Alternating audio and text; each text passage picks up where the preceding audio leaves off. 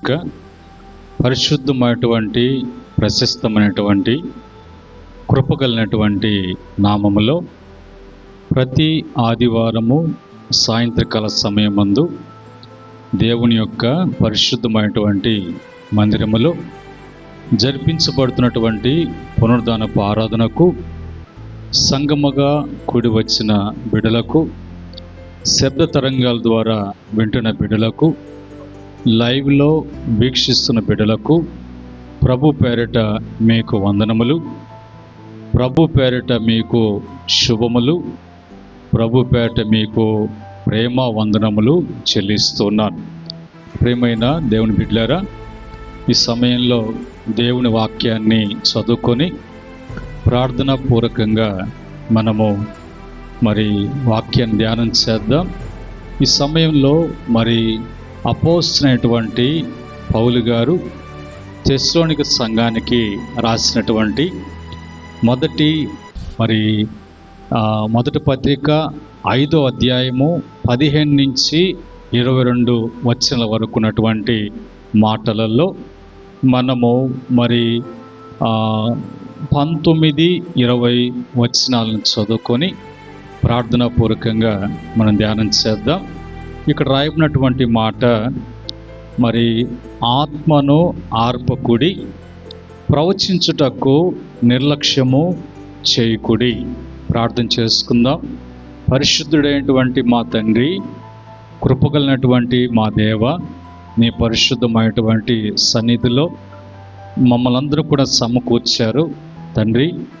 మిమ్మల్ని స్తుతించడానికి, ఘనపరచడానికి, ఆరాధించడానికి మీ మందిరంలో నుండి మీ వాక్యాన్ని ధ్యానించే కృప భాగ్యాన్ని మాకు అనుగ్రహించారు. ఈ దినము బిడ్డలు నడిపించినందుకై మీకు స్తోత్రం చెల్లిస్తున్నాం. ఈ యొక్క శబ్ద తరంగాల ద్వారా మీరు మాట్లాడుతున్నందుకై స్తుతిస్తున్నాం. లైవ్లో అనేక మంది బిడ్డలు వీక్షిస్తుండగా, వింటుండగా ఆ బిడ్డలను బట్టి కూడా మిమ్మల్ని స్తుతిస్తున్నాం తండ్రి. ఈ సమయంలో మీ దాసును పూర్తిగా మరుగుపరిచి మీరు మాత్రమే మాట్లాడమని మిమ్మల్ని కోరుకుంటున్నాం. ప్రతి విషయాన్ని కూడా వివరించి బోధించండి అయ్యా. ఆత్మీయ మేలు కొరకు బిడ్డలు ఆత్మలో బలపడటానికి, అలాగనే ఆధ్యాత్మికమైనటువంటి జీవితంలో మంచి అభివృద్ధి బిడ్డలు కలిగి ఉండటానికి, తద్వారా బిడ్డలు ప్రతి విషయంలో కూడా మీరు ఫలించండి అని మీరు చెప్పారు, అభివృద్ధి చెందండి అని మీరు చెప్పారు, మీరు సమృద్ధి కలిగి ఉండండి అని మీరు చెప్తున్నారు. సంతోషముతో మీరు వర్ధిల్లండి, ఎల్లప్పుడూ నాయందు కలిగేటువంటి సంతోష ఆనందాలు మీరు కలిగి ఉండండి అని మీరు ఆస్వాదించారు. ఆ మాటల్ని ఇప్పుడు వివరించి బిడ్డలకు బోధిస్తుండగా నీ దాసును పూర్తిగా మరుగుపరచబడాలి తండ్రి. మీరు మాత్రమే కనిపించాలి, మీ మాటలు మాత్రమే వినిపించబడాలి. మహిమ తెచ్చుకోమని, ఆటంకములన్నిటిని తొలగించమని యేసుక్రీస్తు నామములో అడిగి వేడుకుంటున్నాము తండ్రి, ఆమేన్. ప్రియమైన దేవుని బిడ్డలారా, ఈ సమయంలో మనము చదువుకున్నటువంటి మాటలలో అక్కడ 15వ వచనం కానించి మనం చూస్తూ వచ్చినప్పుడు మొదటగా అంటాడు, ఎల్లప్పుడూ సంతోషముగా ఉండుడి. దేవుని బిడ్డలు ఎల్లప్పుడూ కూడా సంతోషంగా ఉండటానికే దేవుడు మనల్ని కలుగు చేశాడు. ఎల్లప్పుడూ ఆనందించటానికే, ఎవరిని బట్టి, ఎవరి యందు అంటే దేవుని యందు ఎల్లప్పుడూ కూడా మనము సంతోషంగా ఉండాలి. ఆ సంతోషంతో కూడా మనము రెండవ మాట, ఎడతెగనటువంటి ప్రార్థనా జీవితము అంటే ఎప్పుడు కూడా తండ్రితో, దేవునితో ఒక ఐక్యత, ఒక సమాధానము, ఒక బంధము అనేది ప్రార్థన ద్వారా కలుగుతుంది. కాబట్టి ఎడతెగనటువంటి ప్రార్థనా జీవితము అవసరము అని చెప్తూ మూడవదిగా అంటాడు, ప్రతి విషయమునందు కృతజ్ఞతాస్తుతులు చెల్లించుడి, ఇలాగా చేయుట యేసుక్రీస్తునందు మీ విషయములో దేవుని చిత్తము. దేవుడు చిత్తము మన పట్ల ఏమై ఉన్నది అని అంటే, ప్రతి విషయమునందు మనము కృతజ్ఞతాస్తుతులు మరి చెల్లించుచు ఇలాగా చేయటము అనేది యేసు క్రీస్తు ద్వారా చేయటం అనేది మరి దేవుని యొక్క చిత్తమై ఉన్నది. ఆ విధముగా ప్రభు బిడ్డలముగా మనము ప్రభు చేసినటువంటి ప్రతి మేలును బట్టి కూడా కృతజ్ఞతాస్తుతులు ఎప్పుడు చెల్లిస్తూ ఉండాలి. మనల్లో మన కుటుంబాలలో మన జీవితాలలో యేసుక్రీస్తు ద్వారా యేసుక్రీస్తును బట్టి దేవునితో కలిగినటువంటి సంబంధాన్ని బట్టి ఆనందిస్తూ, జరిగిన కార్యాలను బట్టి సంతోషిస్తూ, జరిపించబోతున్నటువంటి ప్రతి ఒక్క దేవుని యొక్క మేలును బట్టి కృతజ్ఞతాస్తుతులు చెల్లించటము అనేది దేవుని యొక్క మరి ఏర్పాటు, దేవుని యొక్క చిత్తం. అలాగే కిందకు వచ్చినప్పుడు ఇవన్నీ కూడా మన జీవితంలో జరపటానికి దేవుని యొక్క ఆత్మ సహాయము, దేవుని యొక్క ఆత్మ నడిపింపు అనేది మనకు ఇవ్వబడుతుంది. కాబట్టి ఆ ఆత్మ నడిపింపుల్లో మనము మరి ముందుకు సాగాలి. కానీ సొంత ఆలోచనలు, సొంత ఉద్దేశాలు ఏది కూడా మనలో లేకుండా చూసుకోండి. అలాగా దేవుని ఆత్మను బట్టి కాకుండా ఉంటే నువ్వేం చేస్తున్నట్టు అంటే ఆత్మని ఆర్పివేసుకుంటున్నట్లు. ఆత్మదేవుడు బలం ఇచ్చినప్పుడు, శక్తినిచ్చినప్పుడు స్తుతిని, నీకు కృతజ్ఞతా స్తుతిని మరి చెప్పటానికి, చేయటానికి, ఆ విధంగా అన్ని విషయాలలో ఆత్మదేవుడు సహాయం చేస్తున్నప్పుడు ఆ ఆత్మను మీరు ఆర్పేసుకోకూడదు, ఆర్పకుడి అని చెప్తూ తర్వాత 5వదిగా అంటాడు, మరి ప్రవచించుటకును నిర్లక్ష్యము చేయకుడి అని అంటాడు. మరి ప్రవచించటంలో కానీ, స్తుతించటంలో కానీ, ప్రార్థించటంలో కానీ, కృతజ్ఞతాస్తుతులు చెల్లించటంలో కానీ, దేవుని కార్యంలో కానీ, మరి ప్రతి విషయంలో కూడా మనకు ఏముండకూడదు అంటే నిర్లక్ష్యము ఉండకూడదు, నిర్లక్ష్యము చేయకూడదు అని అంటాడు. 6వదిగా వచ్చినప్పుడు సమస్తమును పరీక్షించుడి, మేలైన దానిని చేపట్టుడి. మనం చెప్పేటువంటి ప్రతిదీ కూడా ఏం చేయాలి? అవి మరి నేను చెప్తున్నటువంటి మాటలు అవి కరెక్ట్గా ఉన్నాయా లేదా అని మీరు పరీక్షించుకోవాలి.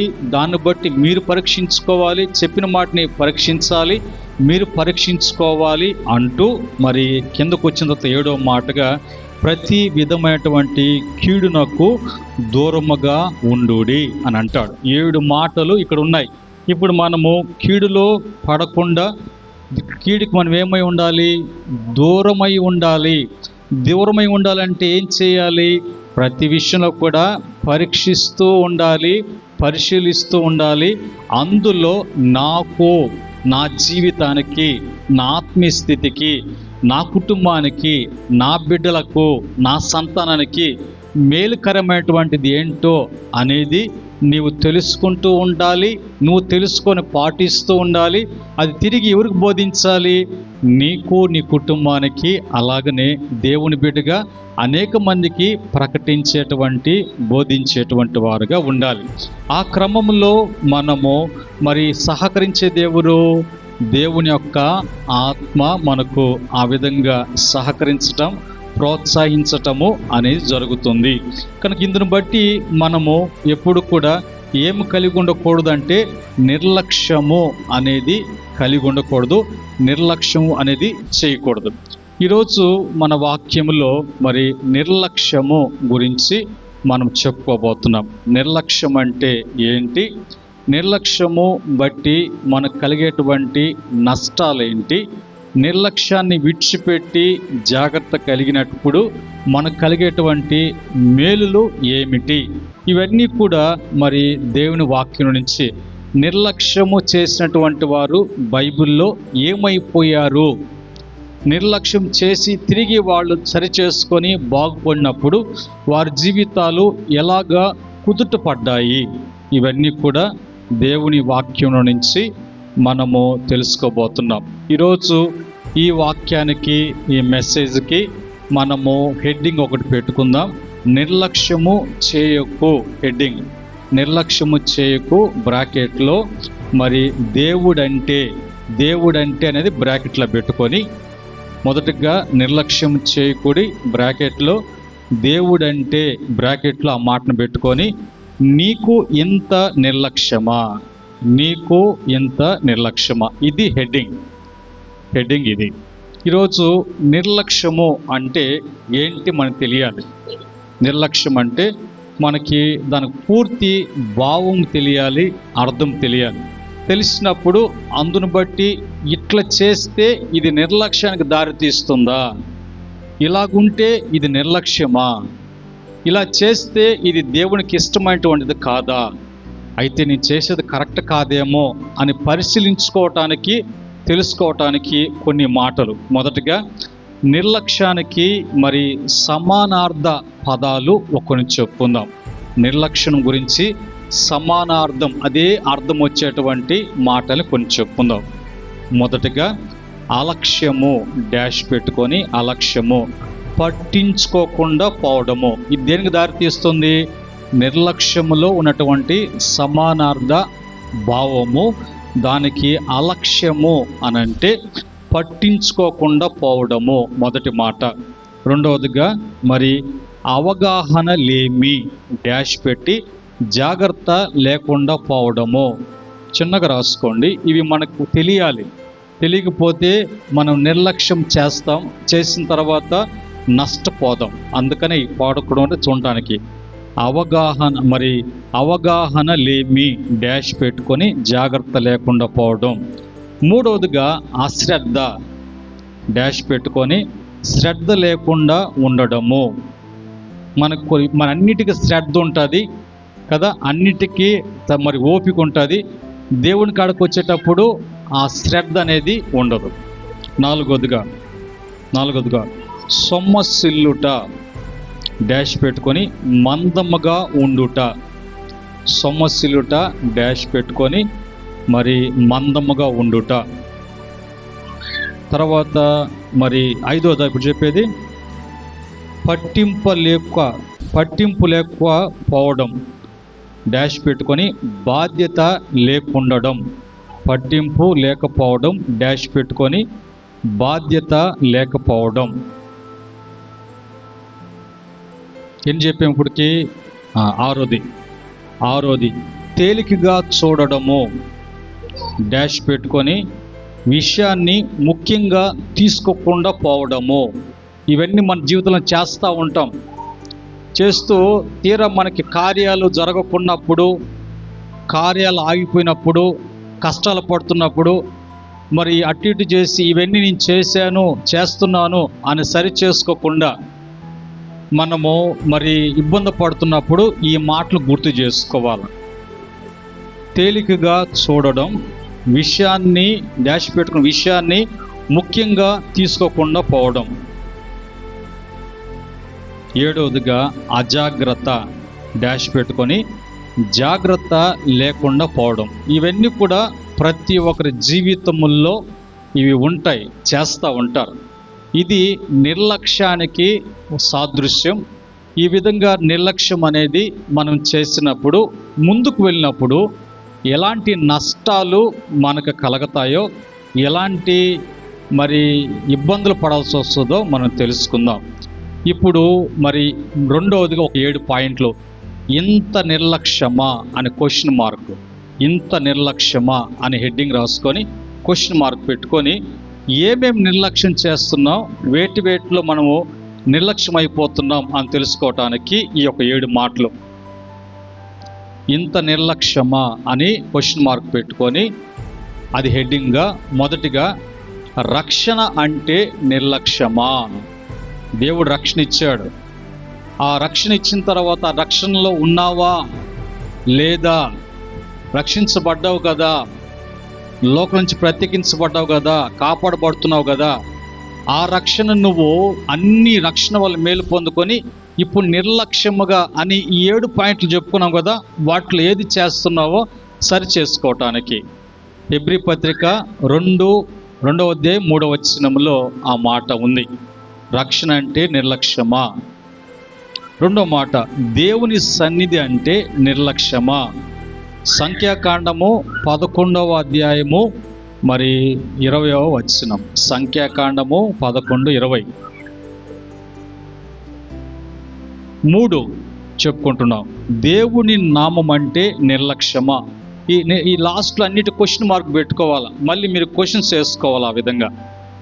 మూడవదిగా, దేవుని నామం అంటే నిర్లక్ష్యమా?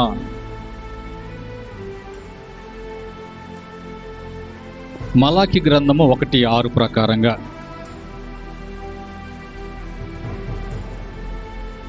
4, దేవుని ధర్మశాస్త్రం అంటే నిర్లక్ష్యమా? యెషయా గ్రంథము 5:24 వచనం. యెషయా గ్రంథము 5:24. ధర్మశాస్త్రం అంటే ఏంది? బైబుల్ అంటున్న వాక్యం అంటే నీకు నిర్లక్ష్యమా? నిర్లక్ష్యం అంటే చెప్పుకున్నాం ఏంటో అనేది. 5, సమయం అంటే నిర్లక్ష్యమా? ఎఫెసీ పత్రిక 5:15. సమయం ఎప్పుడు కూడా మనము పాటించకపోతే నిర్లక్ష్యం చేసినట్లే. 6, ఉచితము అంటే నిర్లక్ష్యమా? అంటే ఏదైనా కూడా దేవుడు నీకు ఉచితంగా ఇస్తున్నప్పుడు దాని విలువ తెలియదు. చాలా సందర్భాలలో మరి అంటూ ఉంటుంటారు, ఏదైనా కూడా అది కష్టపడి సంపాదిస్తే, కష్టపడి తెచ్చుకుంటే దాని విలువ తెలుస్తుంది. కష్టం తెలియకుండా వస్తే దానికి విలువ తెలియదు కాబట్టి ఎట్టబట్టి అట్ట పడేస్తుంటారు. అది ఎక్కువగా కుటుంబాల్లో ఉంటాయి. ఎంత కష్టపడితే ఈరోజు ఇంటికి బియ్యం వచ్చాయి, ఎంత కష్టపడితే ఇంట్లో సామాన్లు వచ్చాయి, ఎంత కష్టపడితే ఇంత ఇల్లు కట్టించుకున్నాం, ఎంత కష్టపడితే ఇన్ని వసతులు ఏర్పాటు చేసుకున్నాం, రెక్కలు ఆడిస్తూ డొక్కలాడిస్తూ ఇంత కష్టపడితే మరి దాన్ని అనుభవించేటువంటి వాళ్ళు, సుఖపడేటువంటి వాళ్ళకి ఏముండదు, వాళ్ళకి జాగ్రత్త ఉండదు. కనుక మరి ఉచితం అంటే నిర్లక్ష్యమా? సామెతల గ్రంథము 23:23 వచనం.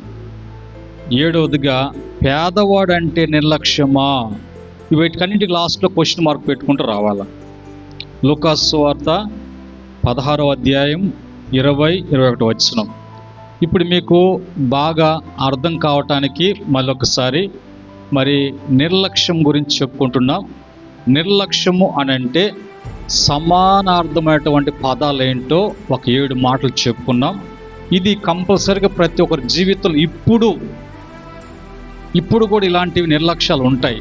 అవి లేకుండా చూసుకోవటానికి మరి దైవికంగా ఆత్మీయంగా ఏం నిర్లక్ష్యం చేస్తున్నాం అని అంటే ఒక 7 పాయింట్లు చెప్పుకున్నాం. అందులో ఏది నిర్లక్ష్యం చేసినా ఇప్పుడు కలగబోయేటువంటి నష్టాలు ఏమిటో మనం చూడబోతున్నాం.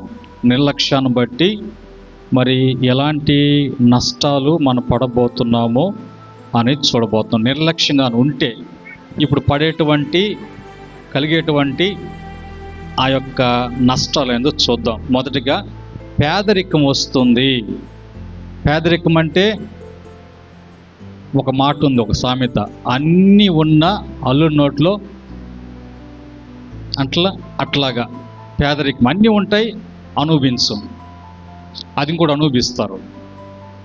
ఎంత సంపాదించుకున్నా కొంతమంది యొక్క మనస్తత్వం ఎట్లుంటుందంటే, మంచి ఖరీదైనటువంటి బట్టలు ఉంటాయి, ఖరీదైనటువంటి వస్తువులు ఉంటాయి, సౌకర్యం ఉంటుంది, కానీ ఎప్పుడు చూసినా ఆ పాసిపోయినటువంటి బట్టలే, ఆ యొక్క అలాంటి సొట్లు పడినటువంటి వస్తువులు మంచివి ఉంటాయి. ఎప్పుడు అనుభవిస్తావు?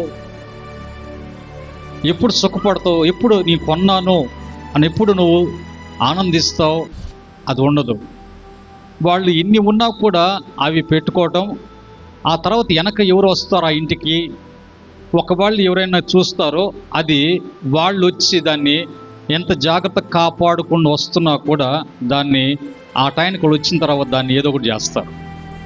అంటే టోటల్గా నీకు ఏమి కలుగుతుంది నిర్లక్ష్యాన్ని బట్టి? పేదరికమే. కొన్ని సందర్భాలలో మరి బట్టలు కూడా మార్చడం కూడా కష్టమైపోద్ది. ఈరోజు నైట్కి వేసుకుంటే రేపు ఒకేసారి పని అయిపోతే ఎట్ట ఇల్లు గడగాలనుకుంటున్నాం కాబట్టి అంటేనే ఆ పాచిపోయిన గుడ్లు వేసుకొని అదే పేదరికం అనుభవించాల్సి వస్తుంది. ఇది దేన్ని బట్టి వస్తుంది అంటే నిర్లక్ష్యమును బట్టి పేదరికం. చూడండి, దీనికి సామెతల గ్రంథము 6:10-11 వరకు అక్కడ ఉన్నటువంటి కొంచెము నిద్ర, కొంచెము ఆ నిద్రమత్తును బట్టి పని చేయకుండా నిర్లక్ష్యము చేసేటువంటి జీవ నష్టము వస్తుంది. ఆ రెఫరెన్స్ రాసుకోండి. దానికి వివరణ చెప్పేటువంటి మాట ఏంటంటే, ఈ సోమర్తనను బట్టి ఏం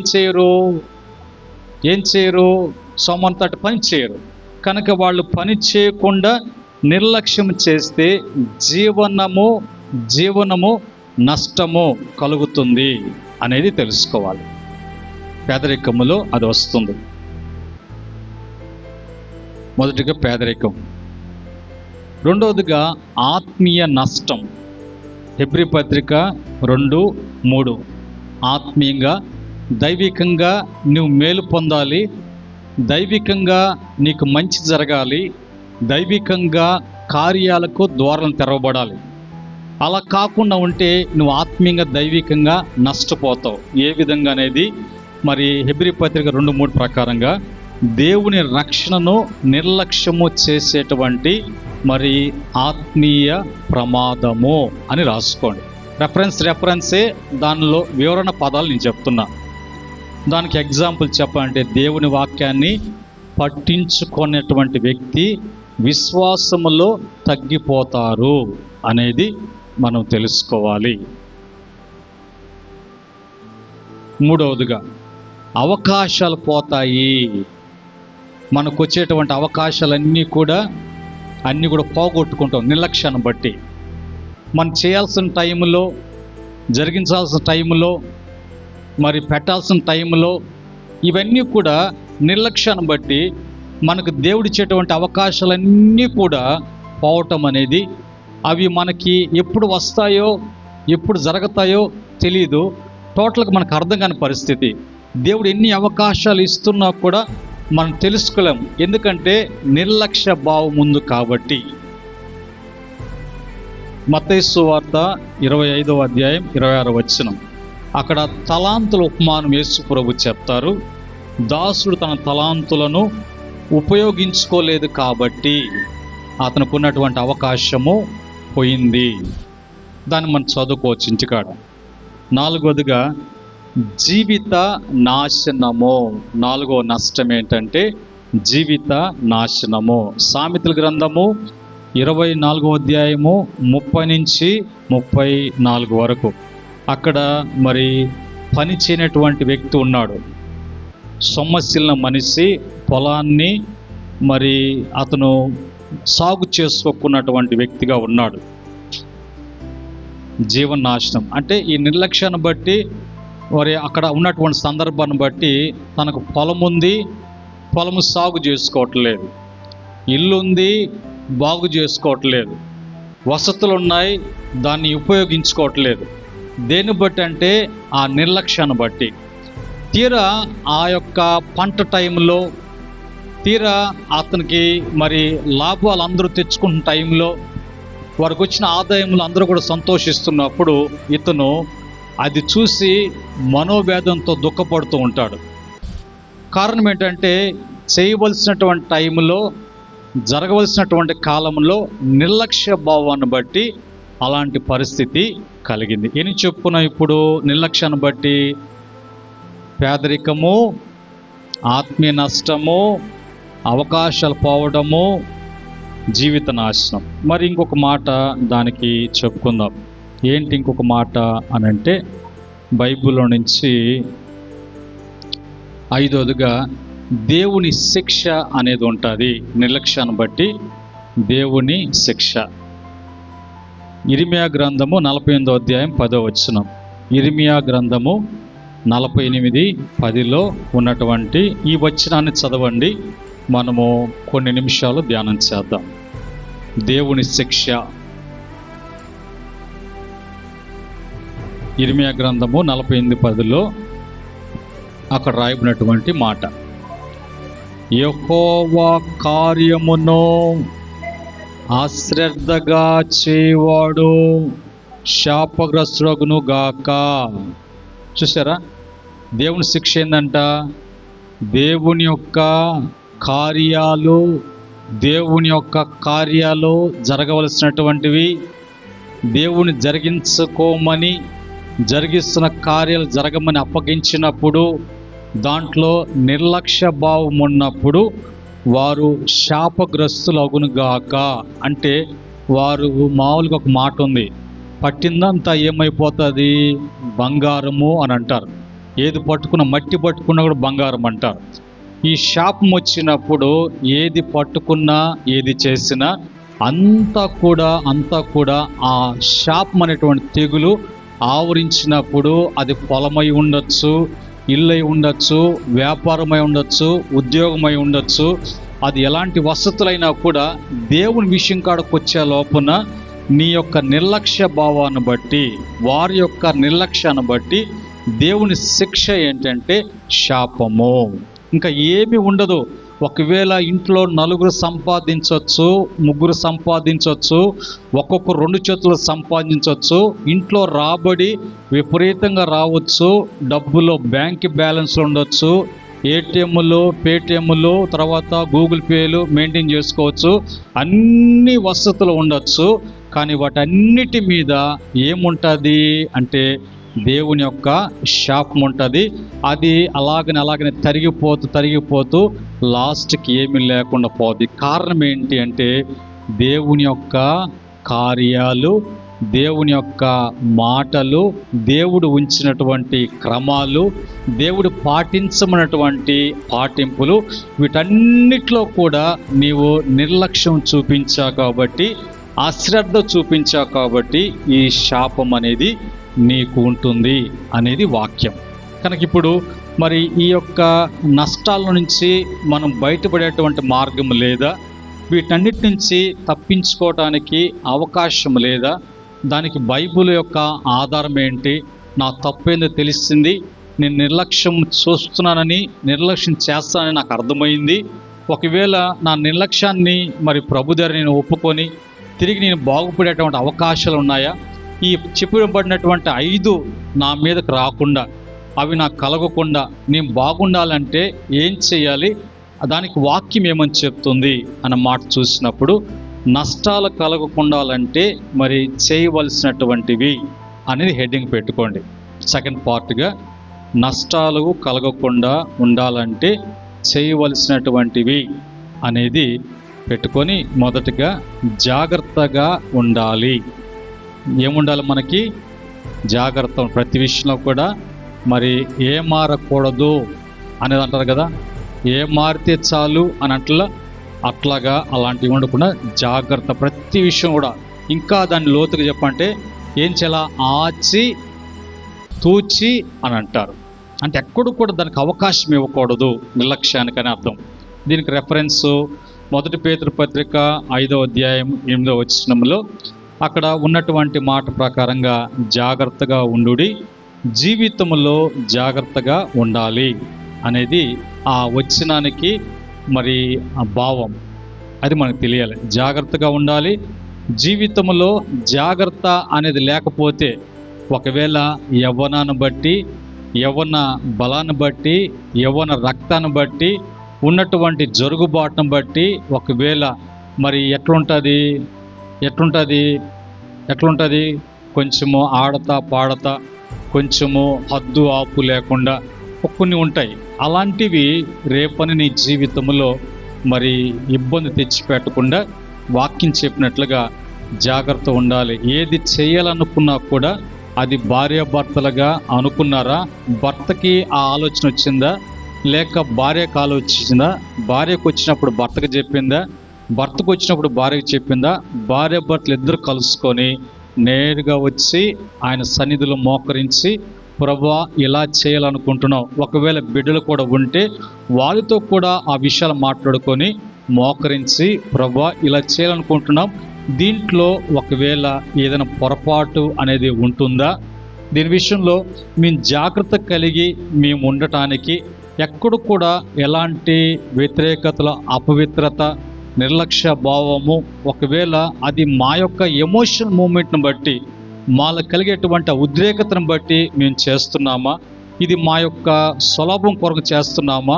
మా యొక్క సుఖము కొరకు, మా ఆడంబరాల కొరకు చేస్తున్నామా అనేది ప్రభు కాడ కనిపెట్టి, ప్రభు ఓకే ఇలాగ చేయండి అంటే తప్ప, ఒకవేళ ఆయన పక్కన పెట్టేసి ఆయన్ని మాత్రం ముందు పెట్టేసి చేయలన్నీ చేసేసి స్తోత్రం స్తోత్రం అని అన్నావంటే జీవితంలో 5 నష్టాలు నువ్వు పడాల్సి వస్తుంది.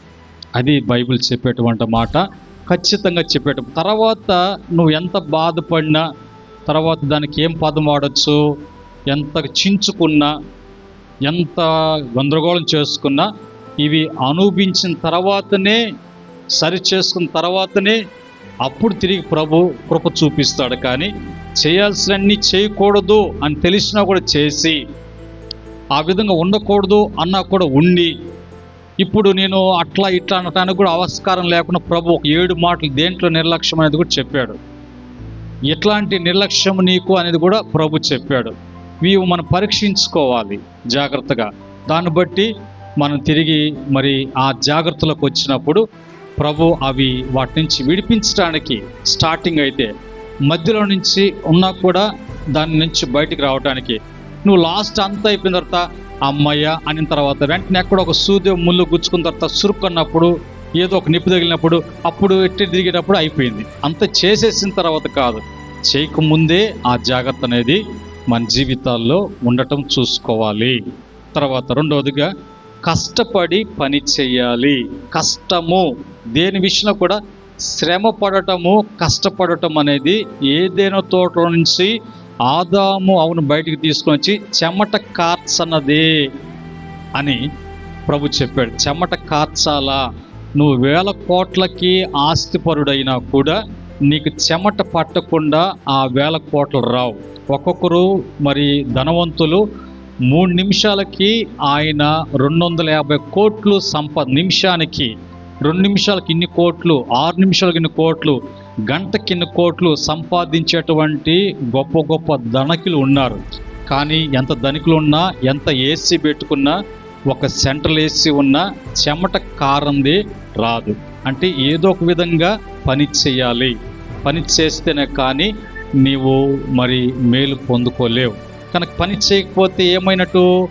నిర్లక్ష్యం చేసినట్లు. ఆ నిర్లక్ష్యం అనేది ఏ కోశాన ఏ విధంగా వచ్చినా సరే ఆటోమేటిక్గా ఈ నష్టాలన్నీ కూడా నువ్వు భరించాల్సి వస్తుంది. ఆ తర్వాత నాకు ఎందుకు ఇటు జరిగింది, అప్పుడు ప్రార్థన విజ్ఞాపనలు చెప్పినా కూడా ఆ విజ్ఞాపన దేవుడు వినడు, ఆలకించడు. ఆ దేవుని కాదని చేసావు కాబట్టి, దేవుని పేరు పెట్టుకొని చేసావు కాబట్టి, దానివల్ల వచ్చేట ప్రతిదీ అనుభవించి దాని ప్రభావం, దాని నొప్పి ఏందో, బాధ ఏందో, దాని యొక్క కష్టమేందో అనుభవించిన దాకా ఏ ప్రార్థన పోదు, ఏ ఆన్సర్ రాదు. ఇది పూర్తయిన తర్వాత, అయిన తర్వాత అప్పుడు తిరిగి దేవుడు నూతన పరిచి నీ యొక్క ఈ విధంగా జాగ్రత్తగా ఉండటం అనేది, తర్వాత కష్టపడి పనిచేయటం అనేది ఉన్నప్పుడే తిరిగి మళ్ళీ నూతన పరచబడటం యేసు క్రీస్తుని బట్టి కృపాకాలం కాబట్టి.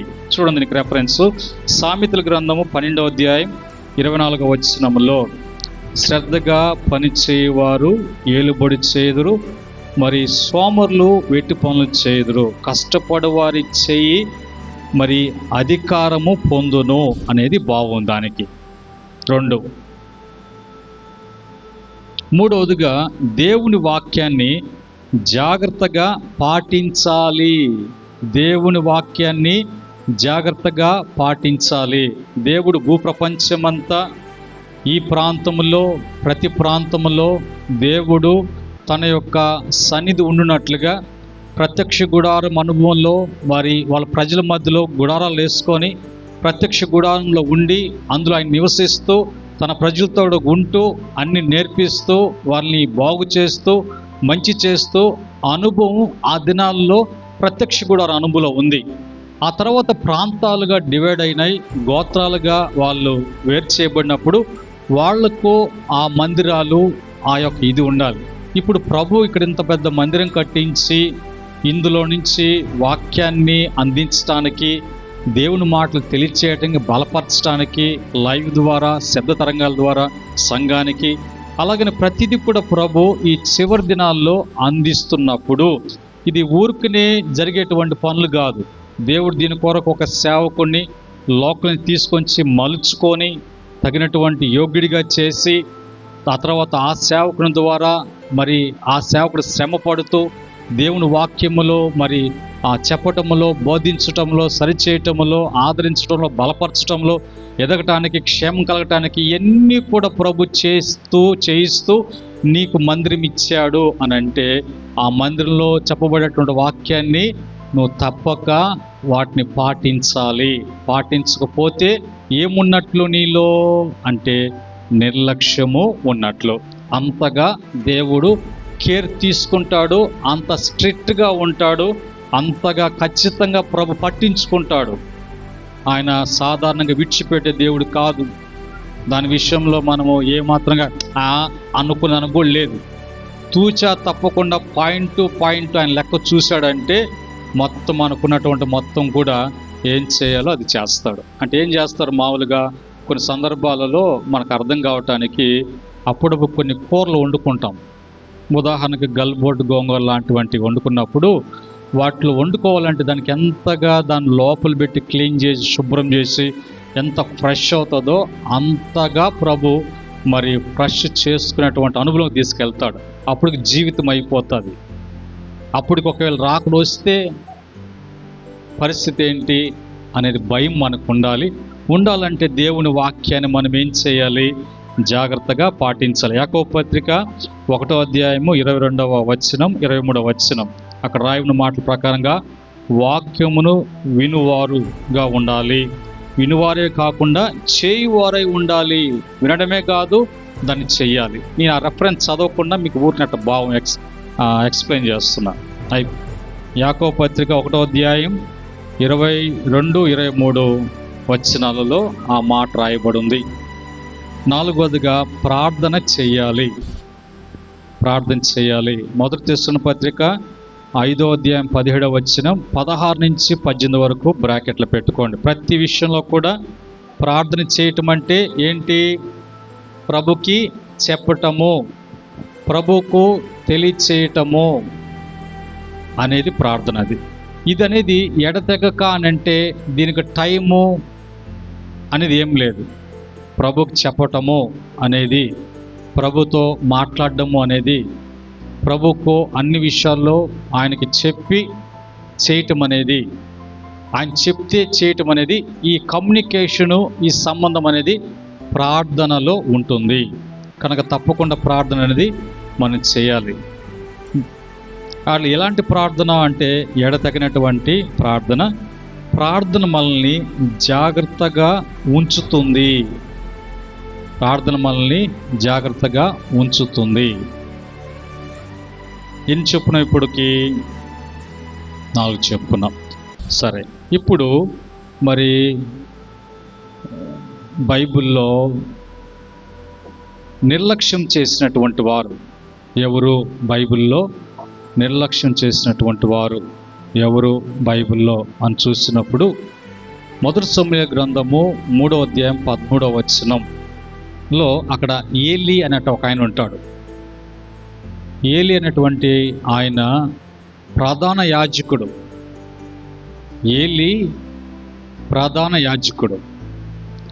ఏలీకి కుమారులు ఉన్నారు.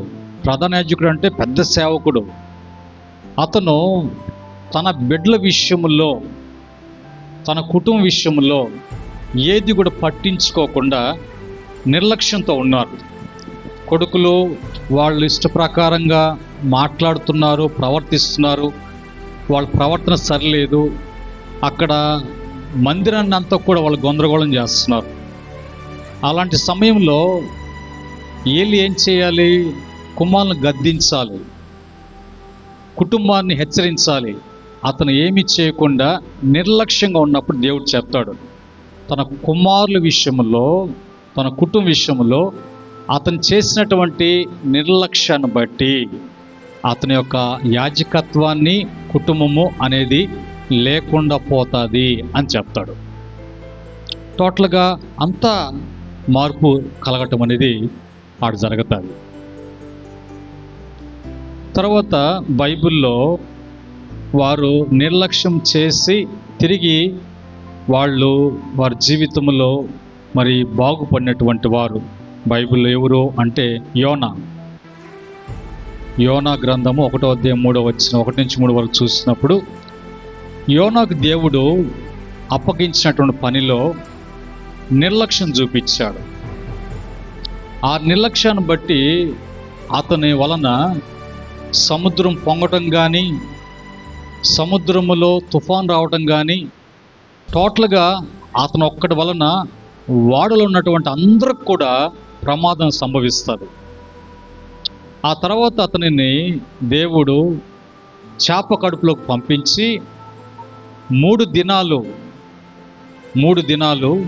చేప కడుపులో ఉండిన తర్వాత అతని యొక్క నిర్లక్ష్యం ఏంటో, చేప కడుపులో 3 పగులు రాత్రులు ఉన్నప్పుడు అతను చేసినటువంటి నిర్లక్ష్యం ఏంటో, అతని యొక్క అవిధేయత ఏంటో, ఆయన ప్రవర్తన ఏంటో తెలుసుకుని మార్పు చెంది చేప కడుపులో నుండి ప్రభు సన్నిధిలో అతను కన్నీళ్ళు కార్చి ప్రార్థన చేసినప్పుడు, అతని నిర్లక్ష్యం సరి చేసుకున్నప్పుడు, ఇంక నేను నిర్లక్ష్యపరచను చేయను అన్నప్పుడు తిరిగి అతను చేప కడుపు నుంచి బయటికి రావటం, అతను దేవుడు చెప్పిన పనిలో మరి అతను నిర్లక్ష్యం లేకుండా చేయటం అనేది అతని జీవితంలో తిరిగి బాగుపడటం జరిగింది. ఇప్పుడు ఏలి విషయం కాడికి వచ్చిన తర్వాత నిర్లక్ష్యాన్ని బట్టి కుటుంబమే లేదు, ఇంకా తరము ఉండదు అని చెప్పేశాడు దేవుడు. దానికి ముందు అన్నాడు, నీ తరాలు ఇక్కడ యాజకత్వం చేస్తారు, గొప్పవారుగా అవుతారు అన్నాడు. ఏలి నిర్లక్ష్యాన్ని బట్టి తరము లేదు, అట్లా వంశవళి లేవు. అయితే యోనా విషయం అలాగనే చేసినప్పుడు పారిపోయాడంట అతను. నినివేకి పొమ్మన్నప్పుడు నిర్లక్ష్యం చేసి అవిధేయతతో అతను తర్షీష్కు ఆయన మరి పారిపోయినట్లుగా. అప్పుడు ఆ నిర్లక్ష్య భావం ఎక్కడ సరి చేసుకున్నాడు అంటే చేప కడుపులోకి వెళ్ళినప్పుడు అతను సరి చేసుకొని అప్పుడు అతను జీవితాన్ని మార్చుకున్నాడు. మంచి ప్రవక్తే, మంచి సేవకుడు, చాలా మంచివాడు దేవునికి కూడా ఆయన ఇష్టమే. కానీ అతను ఏం చోటు చేసుకుంది, అక్కడ రాయిపోయినటువంటి ఆయన బాగా తిని ఎప్పుడు నిద్ర వస్తుంది, బాగా తింటే అతను అమ్మమ్మకి వెళ్ళి మంచి గాఢ నిద్రలో ఉన్నాడంట. అంటే ఆ నిర్లక్ష్యం ఎక్కడికి తీసుకెళ్ళిపోయింది, సోమర్తనము, అవిధేయత, పని చేయకుండా, లోబడకుండా, ఇవన్నీ కూడా అతని జీవితంలో ఎక్కడ సరి చేయబడ్డాయి అంతే. ఇప్పుడు మనకు కూడా అలాంటి అనుభవాలే. అతను చేప కడుపులో పోయాడు, చేప కడుపులో పోతే ఏమవుతుంది, ఊపిరి ఆడదు, ఆహారం ఉండదు, ఆ వాసన, ఆ చేప వెళ్తూ ఎగురుతున్నప్పుడు ఆ ఉన్నటువంటి దాని ఆ పొడుగు వెడల్పు అది సముద్రంలో ఎగిరి పడుతూ ఉంటుంది. పడుతున్నప్పుడు ఎన్నిసార్లు ఎగురుతుంటుందో, ఎంతగా అది ఇట లోతుకు పోతుంటుందో, లోపల అతనికి అన్ని విధాల ట్రీట్మెంట్. పోలీస్ స్టేషన్కి వెళ్ళిన తర్వాత పోలీసు వాళ్ళకి కొన్ని ట్రీట్మెంట్స్ ఉంటాయి. ఎక్కడ పైన ఒక దెబ్బ కూడా కనిపించదు, లోపల అన్ని అవయవాలు డ్యామేజ్ అయిపోతాయి, అప్పుడు అనిపించదు. ఆ దినాల్లో మా చిన్నతనమ్మడకు ఒక అతను ఉండేవాడు. అతను ఎన్నిసార్లు పోలీస్ స్టేషన్కి వెళ్తాడు, వాళ్ళు దండిస్తారు, మళ్ళీ బాగా పో అని చెప్తారు, మళ్ళీ ఏదో ఒకటి చేస్తున్న తర్వాత ఇంక ఇటు కాదు మాటండి అని చెప్పి అతను ఏమి తాకకుండా ఒక ట్రీట్మెంట్ ఇచ్చారు. ఆ ట్రీట్మెంట్ ఇచ్చిన తర్వాత 2 చేతులు పని చేయకుండా పోయినాయి, చూపు పోయింది, నోట్లో ఉంటుండే పళ్ళు ఊడిపోయినాయి, నరాల బలహీనత వచ్చేసింది, బ్రతకలేక సావలేక బతకలేక చనిపోయాడు. అలాంటి అనుభవంలోకి వెళ్ళాడు యోనా.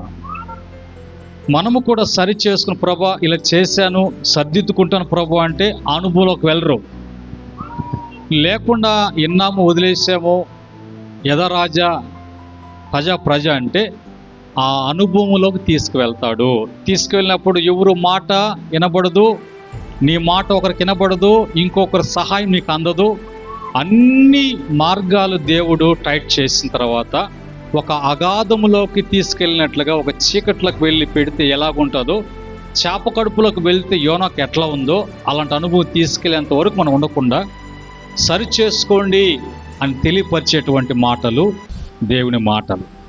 కనుక ఈరోజు మనము ఎందులో నిర్లక్ష్యము కలిగినటువంటి వారు ఉన్నాం, ఎందుకు ఆ నిర్లక్ష్యం అనేది తెలుసుకోకపోతే, అది తెలియకపోతే ఒకవేళ పొరపాటు అనుకోవచ్చు, తెలియచేస్తున్నాడు, తెలియపరిచాడు, తెలుసుకున్నావు, చేయకపోతేనే ఇప్పుడు ప్రాబ్లం అంతా కూడా. అందుకని ఈ విషయంలో జాగ్రత్త కలిగి ఉండాలి. చివరికి వచ్చిన తర్వాత 1-2 సూక్తులు రాసుకుంటే మనకు గుర్తుండేదానికి. సూక్తులు తెలుసు కదా, సూక్తులు అంటే తెలుసు కదా, కొన్ని మనకి గుర్తుండటానికి. చూడండి, ఒక సూక్తి: నిర్లక్ష్యంగా నడిచే మనిషి ముందు దారిని చూడడు, దారిని చూడని వాడు గమ్యము చేరడు. ఇది ఒక సూక్తి అన్నమాట. నిర్లక్ష్యంగా నడిచే మనిషి ముందు దారిని చూడడు, దారిని చూడనటువంటి వాడు గమ్యాన్ని చేరడు. అంతే. ఇంకా ఎట్లుంటుందంటే, అప్పుడప్పుడు జిమ్ముల్లో ఉంటాయి. జిమ్ములు ఏముంటాయంటే వాకింగ్ చేసేటువంటి మిషన్స్ ఉంటాయి, రన్నింగ్ చేసేటువంటి మిషన్లు ఉంటాయి.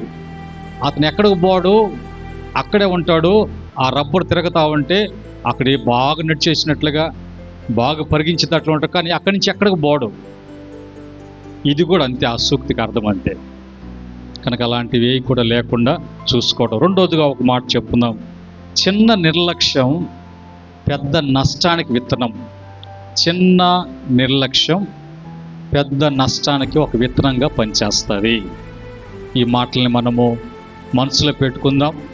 ఒకవేళ అలాంటి నిర్లక్ష్యాలు ఉంటే ఈరోజు తెలుసున్న వాక్యాన్ని బట్టి మరి జాగ్రత్త చేసుకోవటానికి ప్రభు యొక్క సహాయము ప్రతి బిడ్డ కూడా అందించబడునుగాక.